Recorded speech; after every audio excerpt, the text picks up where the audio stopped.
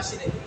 আমাদের এখানে যদি কেউ দায়িত্ব দেওয়া হয় তাহলে আমরা দায়িত্ব পালন করবো, যদি দায়িত্ব না দেওয়া হয় তাহলে না, এর চেয়ে বেশি কাজ করবো। কেন করবো? খালিদ বিন ওয়ালিদ রাদিয়াল্লাহু তাআলা যুদ্ধের ময়দানে যুদ্ধ করতেছে, প্রতিটা যুদ্ধের মধ্যে বিজয় অর্জন করতেছে। যেখানে তিনি যুদ্ধের মধ্যে অংশগ্রহণ করেন সেখানে কি বিজয় অর্জন করেন।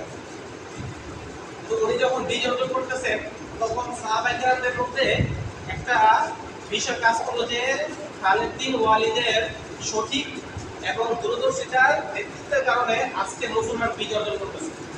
এই সংবাদটা যখন ওমরে ফারুক রাদিয়াল্লাহু তাআলার কাছে পৌঁছলেন তখন তিনি বললেন যে খালিদ বিন ওয়ালিদ, মানে যিনি পাঠাইলেন যে খালিদ বিন ওয়ালিদ তুমি যে সেনাপ্রধান, এই সেনাপ্রধানের দায়িত্ব থেকে তোমাকে আজকে থেকে অব্যাহতি দেওয়া হবে। আজকে থেকে তুমি সাধারণ সদস্য হিসেবে যুদ্ধ পরিচালনা করবে, মানে যুদ্ধ করবে।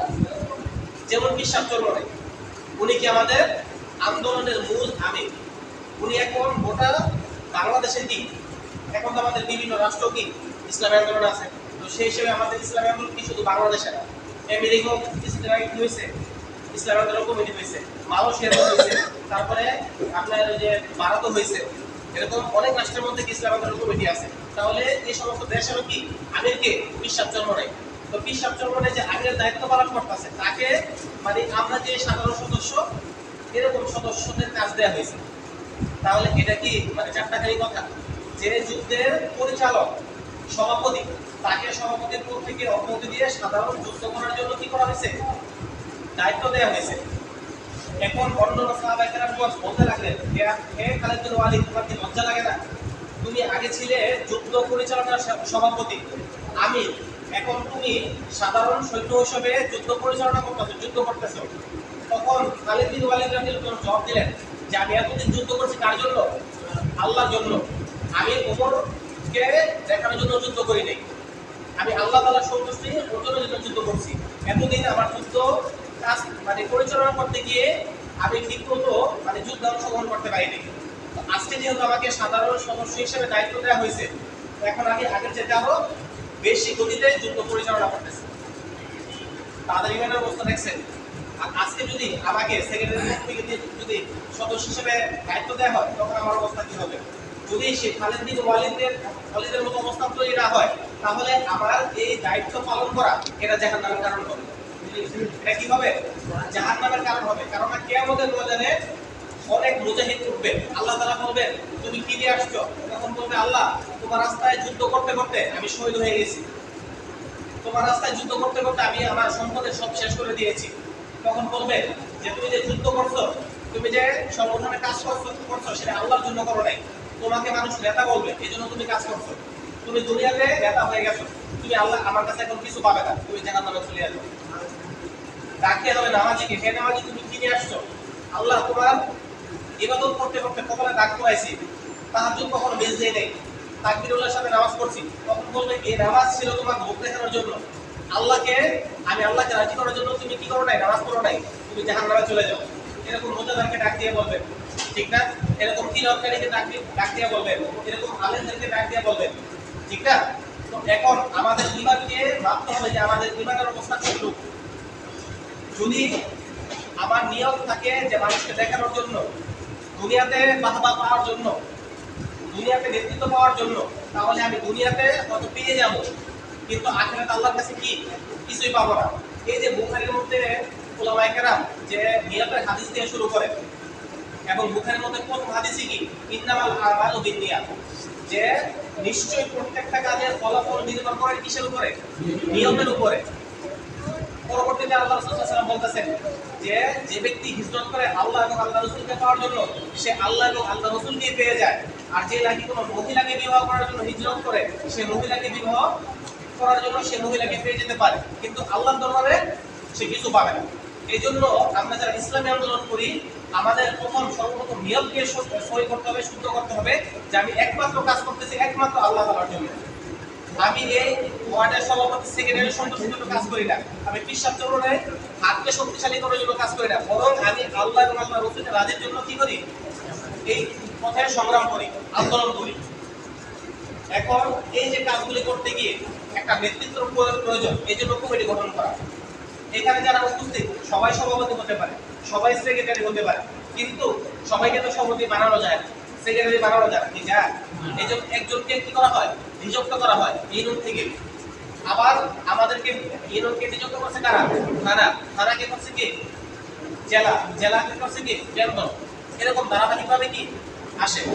তো এখন যাদের উপর যে দায়িত্ব আসে সে দায়িত্ব ইনশাআল্লাহ আমরা যথাযথভাবে কি পালন করার জন্য প্রস্তুত থাকবো। আর যাদের উপর দায়িত্ব না আসে এদের কাজ আরো বেশি। এদের কাজ বেশি কি, আমার প্রতিদিন নিয়মতান্ত্রিকভাবে দাওয়া দিতে হবে, আমাদের বিভিন্ন প্রোগ্রামে অংশগ্রহণ করতে হবে, তার বেতন অংশগ্রহণ করতে হবে, সভাপতি সেক্রেটারিকে যোগাযোগ করতে হবে যে ভাই কি প্রোগ্রাম আছে, কোনো কাজ আছে কিনা, ঠিক না? এই বিষয়গুলি কি আমাদের করতে হবে। দেখেন, যে জিনিসকে মানুষ গুরুত্ব দেয় সেই জিনিসটা কি মানুষ খুব আন্তরিকতার সাথে করে। যেমন আপনি চাকরি করেন সকাল 8টা থেকে 8টা পর্যন্ত ডিউটি, আপনাকে কিন্তু মানে কেউ ডেকে দেয় না যে তোমার আগামীকালকে 8টা বাজে ডিউটি, তোমার সকালে উঠতে হবে। আপনি নিজে নিজে কি উঠে যান, আপনি নিজে নিজেকে প্রস্তুত করে নেন, তারপর আপনি ডিউটিতে কি যান। কারণ কি ওই চাকরির মূল্য আপনার কাছে বেশি।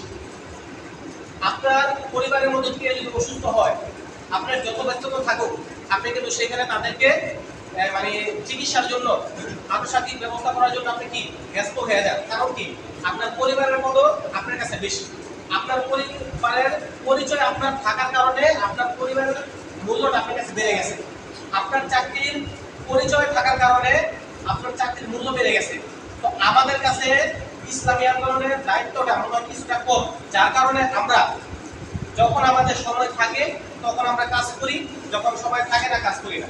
আর সাহাবায়ে কেরামের একটা বৈশিষ্ট্য হচ্ছে তারা যখন দিনের কাজ করতেন, আল্লাহ রাসূলের মজলিসে থাকতেন, দিনের কাজ করার পরে যদি সময় থাকতো তারপর আখিরাতের মানে দুনিয়ার কাজ করতেন, সংসারে সময় দিতেন। কিন্তু আমরা তো এটা বলি না।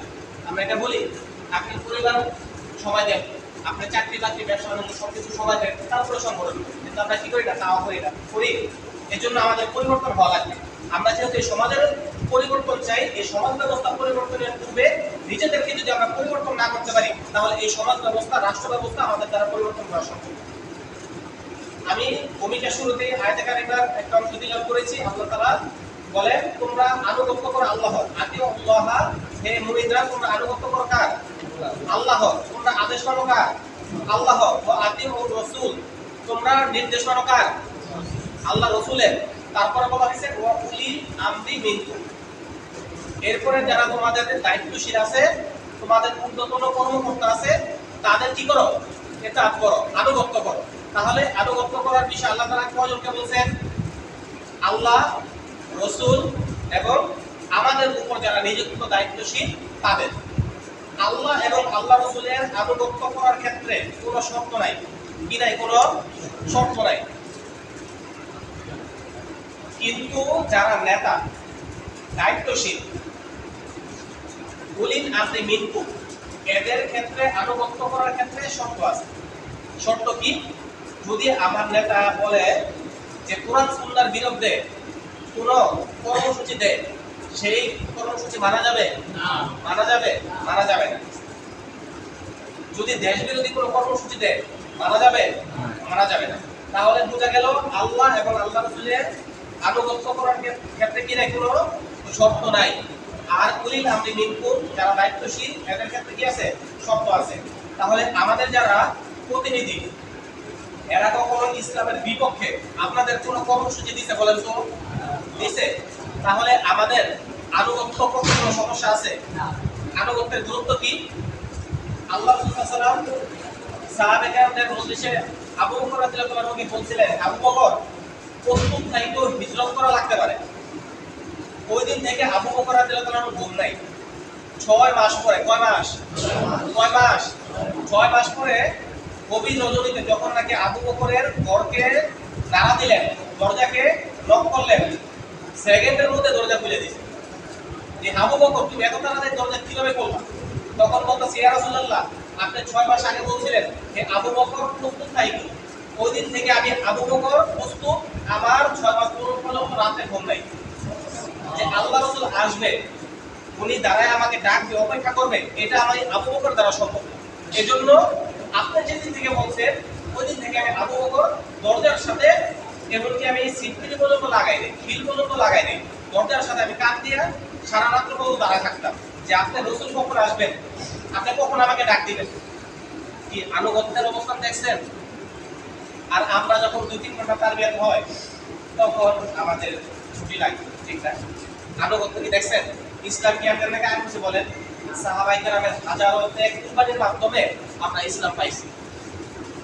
শাইখ রহমাতুল্লাহের অক্লান্ত পরিশ্রমের মাধ্যমে আমরা ইসলামী আন্দোলন বাংলাদেশের মতো এরকম একটা বিশাল একটা বৃক্ষ ছায়া পেয়েছি, যে বৃক্ষের ছায়ার জন্য আজকে লক্ষ লক্ষ কোটি কোটি মানুষ আজকে ইসলামী আন্দোলনকে ভালোবাসে, ইসলামী আন্দোলনের নেতৃত্ব চায়। আগামী দিনে এদেশে বিশ্বাস চর্মরায়কে আমির হিসাবে, এদেশের শাসক হিসাবে দেখতে চায়। আমরা যদি এরকম কিছু দৃষ্টান্ত স্থাপন করতে পারি তাহলে আমাদেরও এরকম ইতিহাসের পাতায় আমাদেরও নাম লেখা থাকবে, এরকম আমাদের জন্য দোয়া হবে, ঠিক না? এরকম আল্লাহ তাআলার কাছে আমরাও অনেক কিছু পাবো। এই জন্য আমাদেরকে যখন আহ্বান করা হয় তখন ইনশাআল্লাহ আমরা সাড়া দিব। কি আমরা প্রস্তুত তো ইনশাআল্লাহ? ইনশাআল্লাহ। পাশাপাশি আপনারা জানেন যে বর্তমানে একটা কর্মসূচি চলতেছে, এই কর্মসূচি হচ্ছে গণহত্যাকারী ফ্যাসিস্ট আওয়ামী লীগকে নিষিদ্ধের জন্য 2 দিন যাবত ঢাকাতে কর্মসূচি চলতেছে, ঠিক না? সেখানে আমাদের ইসলাম আন্দোলন থেকে মোহতারাম আমির এরা সমর্থন ঘোষণা করছেন এবং গতকালকেও রাত্রে আমাদের সহকারী মহাসচিব হুজুর সেখানে ছিলেন, যুগ্ম মহাসচিব ছিলেন, অনেক কিন্তু ছিলেন। এই ফ্যাসিস্ট